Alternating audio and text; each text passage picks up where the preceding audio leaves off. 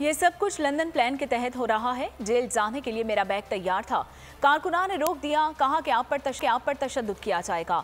इमरान खान का जमान पार्क मुहासरे के दौरान अवाम से वीडियो लिंक खिताब। कहा लंदन में नवाज शरीफ से वादे किए गए थे कि हम इमरान खान को जेल में डालेंगे, पीटीआई को खत्म कर देंगे, नवाज शरीफ के मुकदमात खत्म किए जाएंगे। पूरी कोशिश है कि मुल्क में इंतशार ना हो। मुक्तदिर हल्के मुल्क को उधर लेकर जा रहे हैं कि गेम सबके हाथ से ही निकल जाए। मुझे जेल में डालने से पार्टी पहले से ज्यादा ताकतवर हो जाएगी। और इमरान खान ने अवाम को मुखातिब करके कहा कि मेरे साथ कुछ भी हो, आपने हकीकी आज़ादी के जहाद को हमेशा जारी रखना है।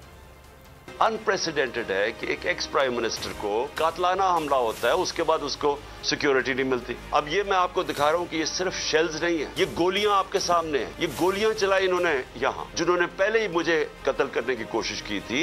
इनके अज़ाइम ये नहीं थे कि इमरान खान ने ये अदालत में वो कह रहा है कि मैं पहुंचूंगा, उसके बावजूद ये हमला कर रहा। तो वो रात ले के फिर रहा इश्तिहाक खान ये अब श्योरिटी, और पुलिस वाला ही नहीं मिल रहा। वो क्यों नहीं मिल रहा? क्योंकि उन्होंने फैसला किया हुआ था मेरे ऊपर ये अटैक करने का। वादे किए गए नवाज शरीफ से, जब भी मुझे पकड़ लेंगे क्या होगा? जेल में चला जाऊंगा। जिंदगी मौत अल्लाह के हाथ में है। और ज्यादा पार्टी ताकत में आई, मैं पकड़ा जाऊं, जेल में भी चला जाऊं, जो भी मुझे हो जाए। आपने ये जो हकीकी आजादी की हमारी तहरीक है, आपने सब ने इसमें शिरकत करनी है। जो तोशाखाना का केस मेरे ऊपर एक इल्जाम लगाया गया, भी आपको पता चलेगा जब वो देखेंगे कि इन्होंने चोरी की है तोशाखाना। को चेयरमैन बोल शोएब शेख के खिलाफ मनगढ़ंत, झूठा और बेबुनियाद केस। हुकूमत इंतकामी कार्रवाइयों पर उतर आई। रिश्वत देने के झूठे इल्जाम के पीछे असल हकायक वो ले आया अवाम के सामने। सिंध हाई कोर्ट की जानिब से 10 मार्च को एग्जैक्ट केस में बरियत का फैसला भी दे दिया गया, जो रिश्वत केस इल्जाम को झूठा और बेबुनियाद साबित करने के लिए काफी है। सवाल ये उठता है, न रिश्वत लेने वाला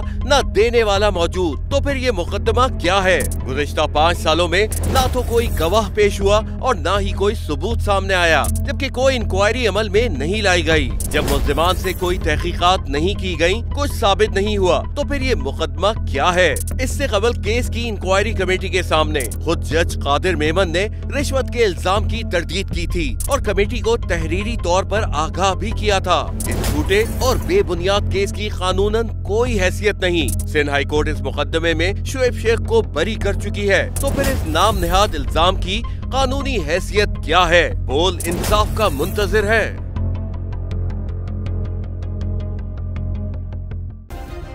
सब्सक्राइब करें और बेल दबाएं ताकि कोई खबर रह न जाए।